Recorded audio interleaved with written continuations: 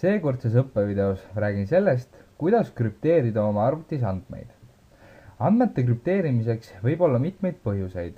Näiteks vajadus kaitsta tundlikku infot oma tööarvutis või ennetada mälupulgal leiduva info sattumist selle leidja kätte, juhul kui mälupulk peaks kaduma. Selle tarbeks teeme tutvust tasuta ja avatud lähtekoodiga krüpteerimistarkvaraga TrueCrypt. TrueCrypt on anonüümsete arendajate poolt kirjutatud programm, mis võimaldab luua konteineri, milles peituvad failid on krüpteeritud ja parooliga kaitstud. Samuti saab sellega krüpteerida terve partitsiooni või välise mäluseadme või lausa terve kõvaketta koos Windowsiga. Tuleb märkida, et TrueCrypti kasutamine ja krüpteerimine laiemalt ei garanteeri andmete säilimist, vaid ainult seda, et valedesse kätesse sattudes ei ole info ilma parooli teadmata loetav. Muidugi on ka andmete kaitsmise funktsioon ainult nii usaldusväärne, kui on inimesed, kes kirjutavad ja vaatavad üle krüpteerimisprogrammi koodi. Ja seda tuleb arvesse võtta juhul, kui andmekaitse on elu ja surma küsimus. TrueCrypti puhul võib samas olla üsna kindel, et andmed on kaitstud. Seda näitas juhtum 2008. aastast, kus Brasiilia võimud üritasid 5 kuud järjepanu edutult lahti muukida kahtlusaluse pankuri TrueCryptitud kõvakettaid. Abi ei suutnud pakkuda ka FBI, kes ründas neid samu kõvakettaid 12 kuud, kuni lõpuks alla andis. Tulles aga igapäeva elu juurde, näitan ma käesolevas videos, kuidas tekitada üks krüpteeritud failikonteiner või krüpteerida terve mälupulk. Alustame kõige lihtsamast stsenaariumist. Paljudel meist on kõvakettal teatud hulk infot, mille sattumine valedesse kätesse võib teha meile palju liiga. Selleks infoks võivad olla näiteks e-postkasti ja suhtlusvõrgustike kasutajanimed ja paroolid või näiteks töökohaga seotud kasutajaandmed. Selliste andmete kuritarvitamisel saab pahatahtlik inimene või arvutiviirus tekitada meile suurt kahju, mis võib ulatuda virtuaalelust palju kaugemale. Et krüpteerida valikfaile, tekitame suvalisse kohta kõvakettale konteineri, kuhu sisse saame panna oma kõige tähtsamad failid. Esmalt laadin oma arvutisse TrueCrypti ja selleks lähen interneti aadressile truecrypt.org ja valin alamsektsiooni Downloads. Tasub tähele panna, et TrueCryptil on lisaks Windowsi versioonile olemas ka Mac OS X-i ja Linuxi versioonid, kuid kuna mina kasutan siin videos Windows 7, siis valin esimese variandi. Olles käivitanud installeerija, tutvun litsentsitingimustega ning otsustan, kas nendega nõustuda või mitte. Kui ma tingimustega nõustun ja jätkan, annab installeerija mulle 2 valikut. Ülemisel juhul paigaldatakse programm arvutisse ja see ilmub ka programmiloendisse. Alumisel juhul pakitakse failid lihtsalt valitud kohta kõvakettal või välisel mäluseadmel ning programmist ei jää süsteemi märget. Ülemise variandi soovitan valida, kui on plaan terve kõvaketas koos Windowsiga krüpteerida. Ning ka siis, kui on mõtet TrueCrypti tihti kasutada, ehk siis sageli oma krüpteeritud andmeid uuendada või neid lugeda. Selline installatsioon jätab süsteemi märke ja on kerge aru saada, et TrueCrypt on arvutisse paigaldatud. Kui aga pole plaanis tervet kõvaketast koos Windowsiga krüpteerida, siis võib valida alumise variandi, sest sellisel juhul ei paista TrueCrypt programmiloendis välja ja on raskem jälile jõuda faktile, et kõvakettal võib asuda mõni krüpteeritud konteiner või et arvuti omanik kasutab krüpteeritud mälupulka. See variant tuleb valida ka siis, kui on soov TrueCrypti programmi kaasas kanda, mõnel välisel kõvakettal või mälupulgal, et oma kaitstud andmetele ka võõras arvutis lihtsasti ligi pääseda.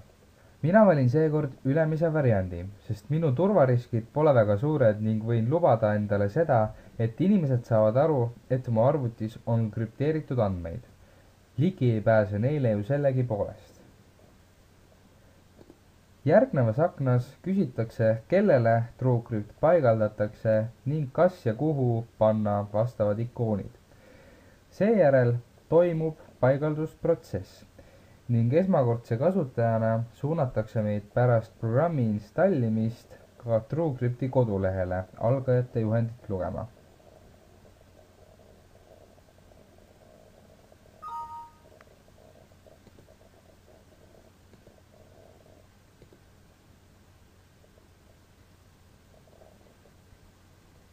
mina näitan teile aga siin videos, kuidas TrueCrypti kasutada. Seega avan nüüd programmi. Programmi aknas on näha saadaolevad kettatähed ja erinevad nupud uue konteineri loomiseks ning juba olemasolevate haakimiseks süsteemi külge. Esimeseks näiteks loon kõige tavalisema TrueCrypti konteineri. Faili, kus hakkavad paiknema minu kaitset vajavad andmed ning mille saan haakida oma süsteemi külge, nagu oleks see eraldi mäluseade.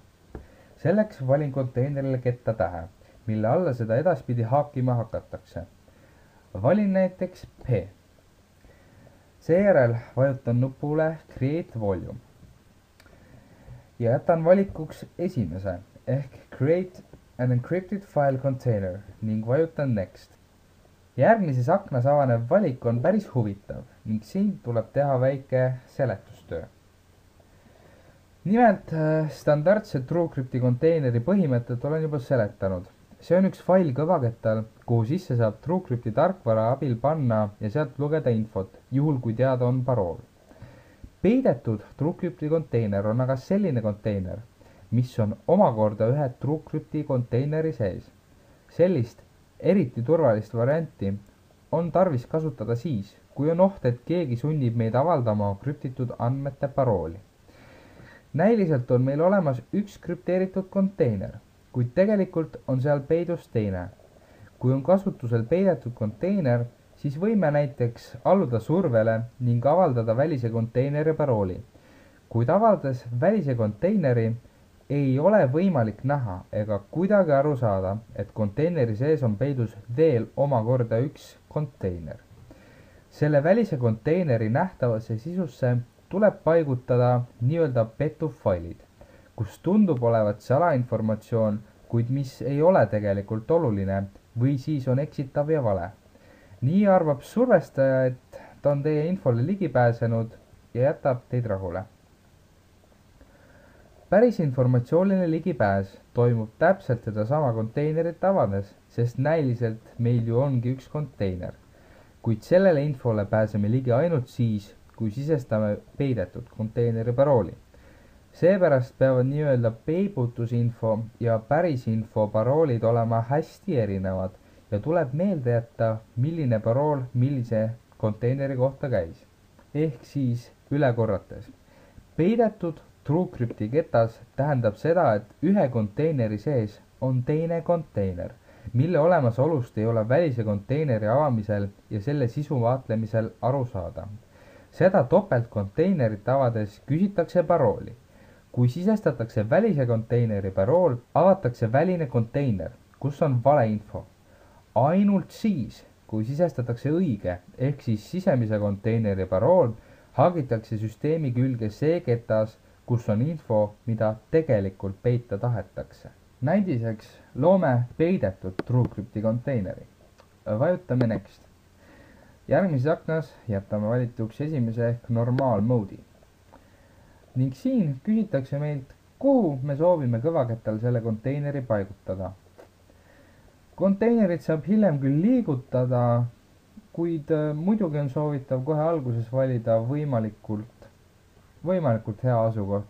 Ja hea asukoht on selline, kust ei pruugi üldse aru saada, et tegemist on nüüd nende salajaste andmetega.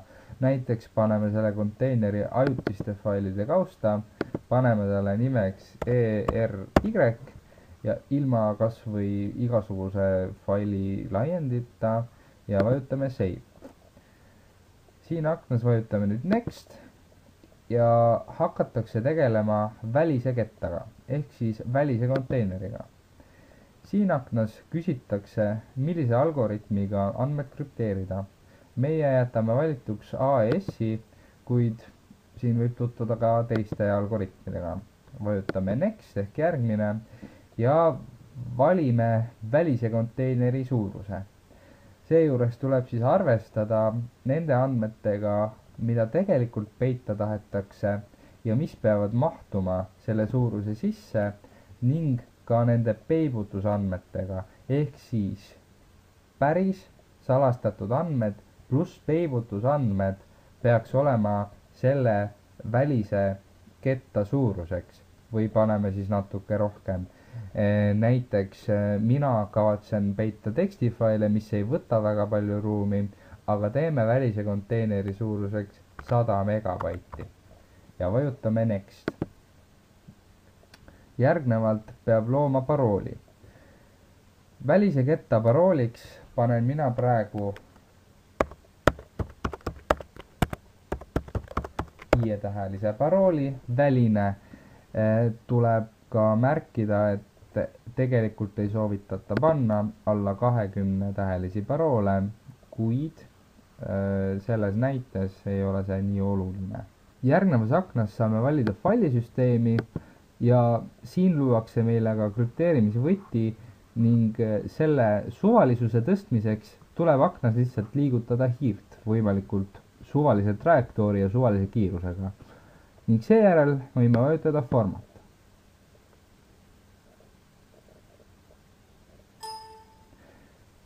Meie väline ketas on nüüd valmis.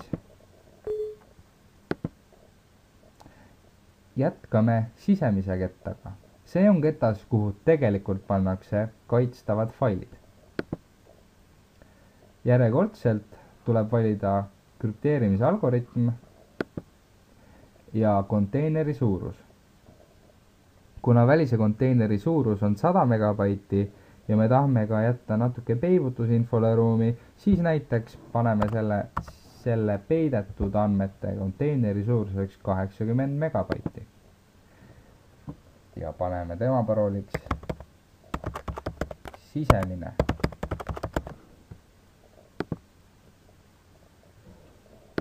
Ja vajutame Next. Siin hoiatatakse meid jälle, et parool ei ole turvaline, kuid see on meile endale ka teada. Liigutame siin hiirt ja vajutame format.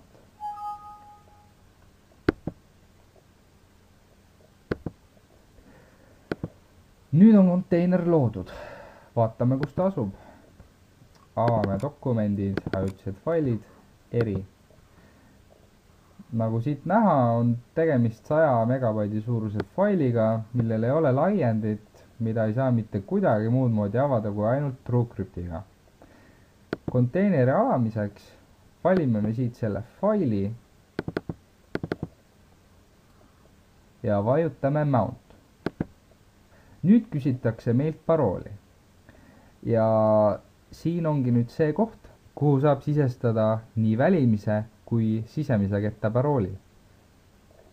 Sisestame kõigepealt välimise ketta parooli. Väline ketas on nüüd haagitud.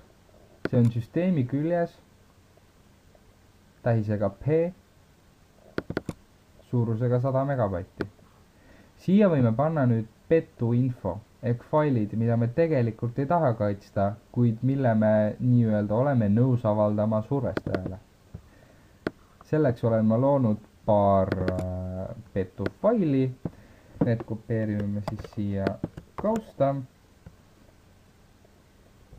Ja sellega on nii.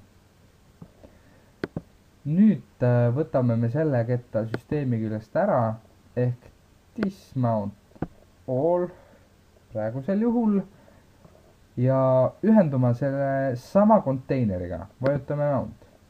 Ja nüüd sisestame sisemise konteineri parooli. Jällegi on ketas haagitud, mida me vaatame kohe siit arvuti alt suurusega 80 megabaiti ja siia paneme siis need andmed, mida me tegelikult peita tahame.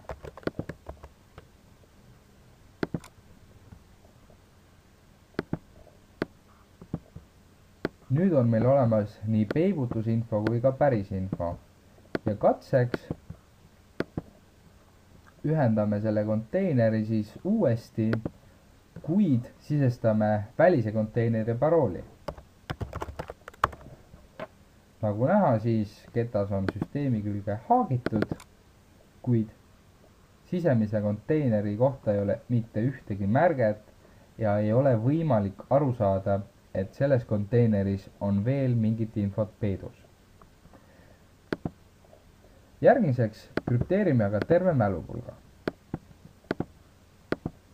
Selleks on vaja vajutada uuesti Create Volume nuppu ning valida teine valik Encrypt the non-system partition or drive ja vajutada Next. Seekord teeme lihtsalt ühekordse standardse TrueCrypti volüümi. Valime siit seadme, vajutan OK, Next. Esimene valik formaadib terve mälupulga ja kõik andmed, mis sellel mälupulgal on, kirjutatakse üle. Soovitan kasutada seda sama valikut, sest see on palju kiirem ja tõhusam kui teine valik, mis krüpteerib ümber kõik failid, mis praegu juba mälukettal on. Võtan valikuks esimese, vajutan Next, Next. Suurus on siin juba määratud, seda muuta ei saa. Next. Paneme mälupulga parooliks hulk. Kordan üle, et parool peaks olema enam kui 20 karakteriga ja võimalikult suvaline ja raskesti äraarvatav, kuid samas meelde jääb.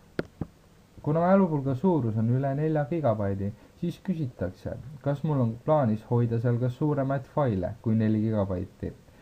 Mina valin ei, sest ma tean, et mul on seal tekstifailid ning selle põhjal otsustatakse ka see, mis failisüsteemi mälupulk formaaditakse. Liigutame siin aknas natuke seda hiirt ja vajutame format.